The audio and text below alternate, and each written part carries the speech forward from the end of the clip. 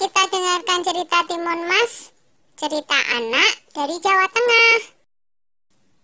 Pada zaman dulu kala, hiduplah sepasang suami istri. Mereka adalah petani yang tinggal di sebuah desa di dekat hutan.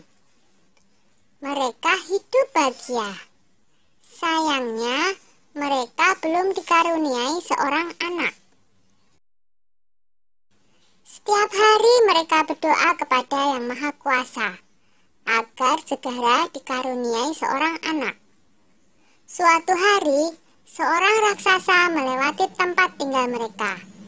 Raksasa itu kemudian memberi sebuah biji mentimun. Tanamlah biji ini, nanti kau akan mendapatkan seorang anak perempuan, kata raksasa. Terima kasih raksasa, kata suami istri itu.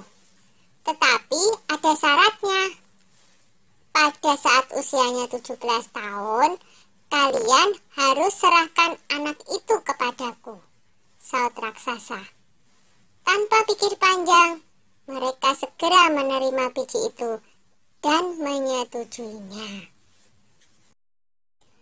Suami istri itu kemudian menanam biji mentimun itu.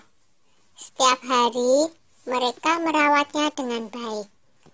Beberapa bulan kemudian tumbuhlah sebuah mentimun yang berwarna keemasan.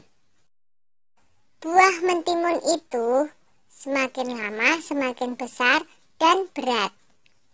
Ketika masak, mereka memetiknya. Dengan hati-hati, buah itu pun mereka potong. Betapa terkejutnya mereka, karena di dalam mentimun itu ada seorang anak bayi perempuan yang cantik dan lucu. Tahun demi tahun berlalu, Timun Mas tumbuh menjadi gadis yang cantik jelita. Kedua orang tuanya sangat bangga padanya. Tapi mereka juga takut, karena pada usia 17, mereka harus menyerahkan Timun Emas kepada raksasa, sesuai dengan perjanjian mereka. Ketika Timun Emas berumur 17 tahun, si raksasa datang. Pak Tani berkata, "Tunggulah sebentar, Timun Emas sedang bermain. Istriku akan memanggilnya." Lalu ia segera menemui anaknya. "Anakku, ambillah ini," kata Pak Tani sambil menyerahkan sebuah kantong kain. "Ini akan menolongmu melawan si raksasa. Sekarang, larilah secepat mungkin." Timun Mas pun segera melarikan diri. Raksasa segera berlari mengejar Timun Mas. Raksasa semakin dekat. Timun Mas segera mengambil segenggam garam dari kantong kainnya.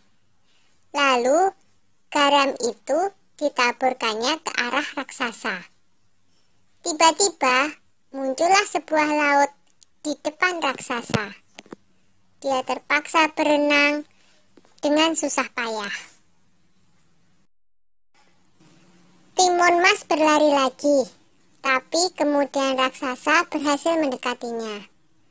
Timun Mas kembali mengambil benda ajaib dari kantongnya dan dilemparkannya ke arah raksasa. Seketika muncullah pohon dengan ranting dan duri-duri tajam menghalangi si raksasa. Raksasa berteriak kesakitan. Tapi raksasa itu sungguh kuat dan terus mengejar Timun Mas. Maka Timun Mas pun mengeluarkan benda ajaibnya yang ketiga. Ia menebarkan biji-biji mentimun ajaib. Seketika itu pula tumbuhlah kebun mentimun yang sangat luas.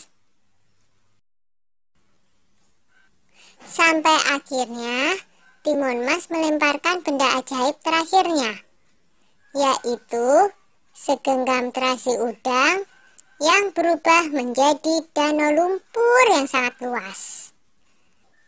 Raksasa itu akhirnya terjerembab di danau lumpur itu dan tak bisa lolos lagi. Timun Mas selamat dari kejaran raksasa. Timun Mas pun kembali ke rumah orang tuanya.